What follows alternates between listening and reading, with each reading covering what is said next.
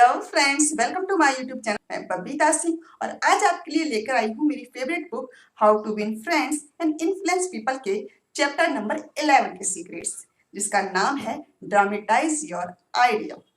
जिसका मतलब है कि आपको अपनी लाइफ में, अपने बिजनेस में, अपने करियर में शोमैनशिप का यूज करना।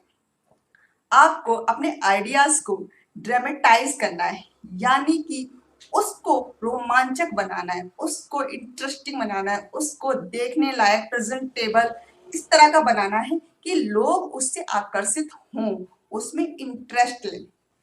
इस पॉइंट को प्रूव करने के लिए मिस्टर डेल कार्नेगी ने कई सारे इंसिडेंट इस चैप्टर में शेयर किए हैं, जिसमें से पहला इंसिडेंट है वो है कि एक इवनिंग बुलेटिन में एक अफवाह फैली हुई थी। बहुत बुरी तरह से बदनाम हो रहा था वो बुलेटिन कि उस बुलेटिन में अब रीडर्स के लिए कुछ पढ़ने लायक बचा नहीं है, क्योंकि उस बुलेटिन में, उस न्यूज़पेपर में जब बहुत ज्यादा एडवर्टीजमेंट शो की जाती है और पढ़ने का मटेरियल बहुत ही कम है, इसलिए ये न्यूज़पेपर ज्यादा दिन टिकने वाला नहीं है। अब इस जो रूमर फैली हुई थी, इसको दबाना बहुत जरूरी था, इमीडिएट एक्शन बहुत जरूरी हो गया था। तो जो कंपनी का, जो न्यूज बुलेटिन का पब्लिशर था, उसके माइंड में एक आइडिया आया।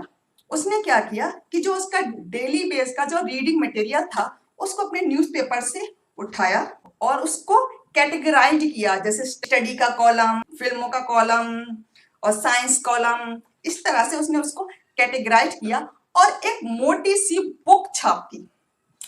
और उस बुक के अंदर 307 यानी 307 पेज थे, जो करीब करीब एक हार्ड कवर बुक होती है उसके बराबर होते हैं।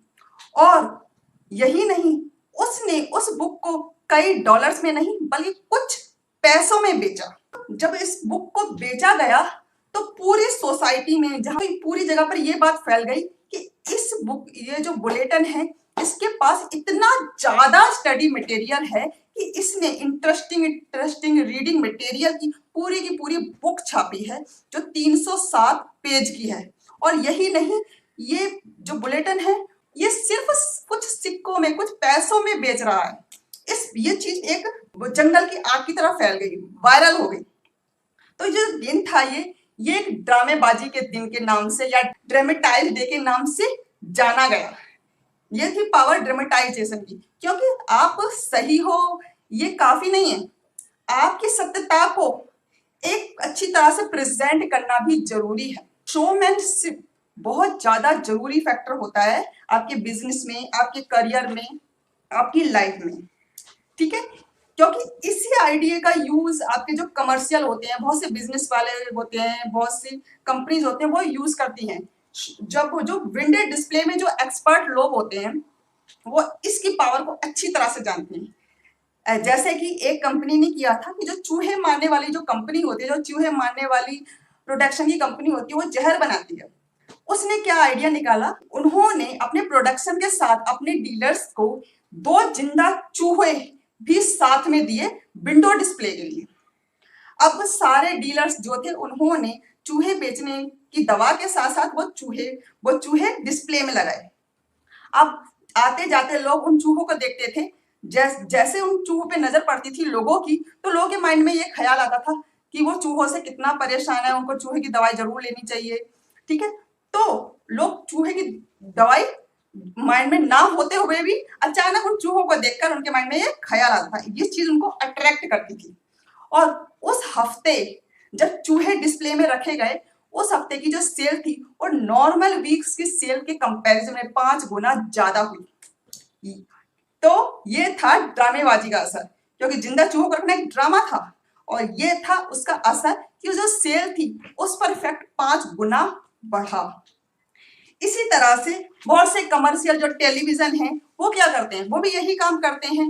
वो भी एक आपको एक्साइट करने के लिए ड्रामेबाजी करते हैं। एक जो डिटर्जेंट पाउडर की जो एड होती है, उसमें क्या होता है, वो डिस्प्ले करते हैं कि एक गंदी सी शर्ट है, बुरी तरह से गंदी शर्ट को एक जो कंपनी का ब्रांड का जो डिटर्जेंट है जिसकी एडवर्टीजमेंट हो रही है, वो उसको अच्छी शर्ट को अच्छी तरह साफ कर देता है, क्लीन कर देता है और चमकदार बना देता है। जबकि उसका जो कॉम्पिटिटर है, उसका ब्रांड गंदगी छोड़ देता है, चमक नहीं आती कपड़े में। यही डिस्प्ले किया जाता है। हर ऐड में आपको यही दिखेगा। एक कोई केमिकल है, वो कलर चेंज कर रहा है, दूसरा कलर चेंज नहीं कर रहा है। एक साबुन है, उससे अच्छी तरह से बर्तन साफ हो रहे हैं, दूसरे से ढंग से बर्तन साफ नहीं हो रहे हैं।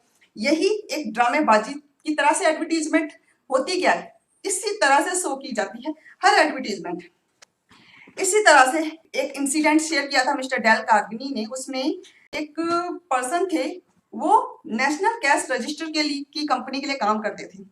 उन्होंने अपने नेबरहुड में देखा कि एक स्टोर पर्सन है, उनकी दुकान जो है उस पर वो बहुत ही पुराने डिजाइन का कैश रजिस्टर कैरी करते थे। उसके माइंड में आया था ऐसे ही अगर बोलूंगा तो ज्यादा वो लगता नहीं है अपना ऑर्डर देगा। तो उसने ड्रामेबाजी से बात करने के बारे में सोचा। वो उसको के पास गया और उसने कहा था, आप जब भी कुछ सेल करते हो, यहाँ पर आपसे कोई भी कस्टमर आपके पास आता है, कुछ खरीदता है, तो मेरे ख्याल से हर बार आप कुछ सिक्के गवा देते हो, कुछ सिक्के ऐसे ही फेंक देते हो। और डेली बेस पर आपके पास कितने कस्टमर आते हैं, उस हिसाब से आप दिन भर में मुट्ठी भर सिक्के फेंक चुके होते हो। ये लाइन जैसे ही उसने उस शॉपकीपर को कही तो उसके माइंड में ठनका। फिर उसने पूछा कि कैसे, तो उसको बताया कि आप जो कैश रजिस्टर इस्तेमाल करते हो उसके ये घाटे हैं, ये फायदे हैं, ये सारी चीजें एक्सप्लेन बाद में की। लेकिन जो पहला पॉइंट था उसका कि पैसे गवा देते हो, पैसे लुटा देते हो, इस चीज ने उसके माइंड को, और ये चीज उसने सिर्फ ध्यान अट्रैक्ट करने के लिए, ड्रामेबाजी दिखाने के लिए कही। और नतीजा क्या निकला कि जो शॉप का पर्सन था उसने उसको नई मशीनें खरीदने के लिए ऑर्डर दे दिया और उसको ऑर्डर मिल गया। तो यही असर होता है ड्रामेबाजी करने का। तो आप भी अपनी लाइफ में ये आजमाएंगे, ये फॉलो करेंगे, तो शोमैनशिप के थ्रू आप भी अपनी लाइफ में लोगों को अट्रैक्ट करने के लिए ड्रामेबाजी करेंगे तो लोगों को अट्रैक्ट कर सकते हैं। इसी तरह से जैसे पुराने टाइम के जो आशिक होते थे, वो क्या करते थे कि वो अपने इश्क का इजहार कैसे करते थे?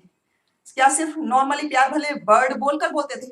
नहीं, वो अपने घुटनों पे बैठते थे, ड्रामेबाजी करते थे, बैठकर शोबाजी करके, ड्रामेबाजी करके अपने प्यार की गहराई का इजहार करते थे। हालांकि आजकल ऐसा नहीं होता, लेकिन फिर भी बहुत से लोग अपनी होने वाली बीवी को या गर्लफ्रेंड को प्रपोज करने के लिए अब भी ऐसा माहौल तैयार करते हैं, वो अपनी बात की गहराई को दिखा पाए, दर्शा पाए। और ये सारी चीजें एक ड्रामेबाजी होती है, लेकिन इसका जो असर होता है सामने वाले के ऊपर वो बहुत गहरा होता है। ये उसके माइंड को टच करती है, उसकी फीलिंग को अट्रैक्ट करती है। ये चीजें ना सिर्फ बड़ों पर ही काम नहीं करती, बच्चों पर भी काम करते हैं। जैसे कि एक कपल ने किया था, उनके दो बच्चे थे, एक 5 साल का था, एक 3 साल का था। अब वो खेलते थे तो आपस में लड़ते थे खिलौने को लेकर कि मुझे इस खिलौने से खेलना है, मुझे इस खिलौने से खेलना है, ऐसे खेलना है, वैसे करना है। अब 3 साल 5 साल के बच्चे, नॉर्मल सी बात है, लड़ेंगे। अब उन्होंने एक आइडिया लगाया, उन्होंने एक ट्रेन बनाई। कैसे ट्रेन बनाई? उन्होंने क्या किया, जो लड़का था 5 साल का, उसकी ट्राई साइकिल थी, उसको बताया कि ये तुम्हारा इंजन है, हम ना एक ट्रेन बनाते हैं, ये जो ट्राई साइकिल है ये इंजन है, इस पर उनका बेटा बैठेगा। और उसके पीछे अटैच कर दिया उनकी बेटी की ट्रॉली को, ये तुम्हारी ट्रॉली है, अब तुम दोनों ना इस इंजन के, इस ट्रेन के मालिक हो, ये इंजन ट्रेन चलाएगा, भाई चलाएगा, और तुम इसमें से ये जो सामान पड़ा है यहाँ पर आसपास में, वो सामान उठा उठा के इस ट्रॉली में डालती जाओगी।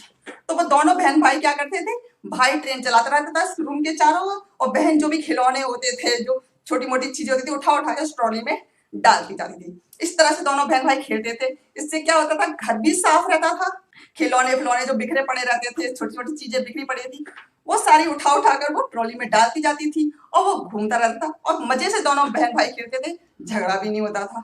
तो ये ड्रामेबाजी करके उन्होंने अपने दोनों बच्चों को भी खुश कर दिया। इसी तरह से एक इंसिडेंट और भी शेयर किया है मिस्टर डेल कार्गिनी ने। उसमें क्या था कि एक लेडी थी, वो एक ऑफिस में काम करती थी। अब उसको अपना काम करने में, रूटीन काम करने में काफी प्रॉब्लम हो रही थी। तो उसने डिसाइड किया था कि मैं अपने बॉस से मिलूंगी और अपनी सारी प्रॉब्लम डिस्कस करके उसको रिजॉल्व करवाऊंगी। तो उन्होंने अपने बॉस की जो सेक्रेटरी थी उससे कहा कि मुझे मंडे मॉर्निंग को अपने बॉस से मीटिंग करनी है। तो उनकी जो सेक्रेटरी थी उन्होंने कहा कि सॉरी बॉस, बहुत ही बिजी हैं, आपको टाइम नहीं दे पाएंगे, आप इस हफ्ते के आखिरी में मैं आपकी मीटिंग सेट कर पाऊंगी, तो मैं कोशिश करूंगी इस हफ्ते के आखिरी तक। तो उसने कहा कि नहीं, बहुत जरूरी है। उन्होंने कहा कि नहीं सर, बहुत बिजी हैं, उनके पास बिल्कुल भी टाइम नहीं है। अब वो लेडी पूरे हफ्ते इंतजार करती रही, प्रॉब्लम उसको बहुत हो रही थी काम करने में, लेकिन पूरे वीकेंड उसके पास कोई भी अपॉइंटमेंट का कॉल नहीं आया। जब भी वो उनसे पूछती सेक्रेटरी से कि क्यों नहीं अपॉइंटमेंट मिल रही है, क्यों नहीं अपॉइंटमेंट मिल रही है, तो हर बार वो कोई ना कोई रीजन देकर कहती कि बॉस बिजी है, वो नहीं मिल सकते, उनके पास ये भी टाइम नहीं है, ये कारण है, यहाँ जाना पड़ गया, वहां जाना पड़ गया। अब उसको तो मिलना था, क्योंकि अगर नहीं मिलती तो काम ही नहीं हो पाता। तो उसने ड्रामेटाइजेशन का सहारा ले लिया। उसने क्या किया, उसने एक फॉर्म बनाया, एक लेटर टाइप का एक फॉर्म बनाया और एक एनवलप लिया। एनवलप पर अपने खुद के घर का एड्रेस लिखा और फॉर्म कुछ इस तरह से लिखा था कि मिसेस वॉल्फ, यानी वो वॉल्फ उसकी खुद उस लड़की का नाम था, मिसेस वॉल्फ डैश, मैं तुमसे डैश शाम को सुबह डैश इतने बजे डैश मिल पाऊंगा। मतलब इस तरह से वो फॉर्म लिखा गया था। अब उसने उस फॉर्म को फोल्ड करके उस एनवेलप में डाला। बॉस का जो ऑफिस था उसमें कि जो बास्केट थी, जो लेटर आने वाली बास्केट थी, उसके अंदर डाल दिया।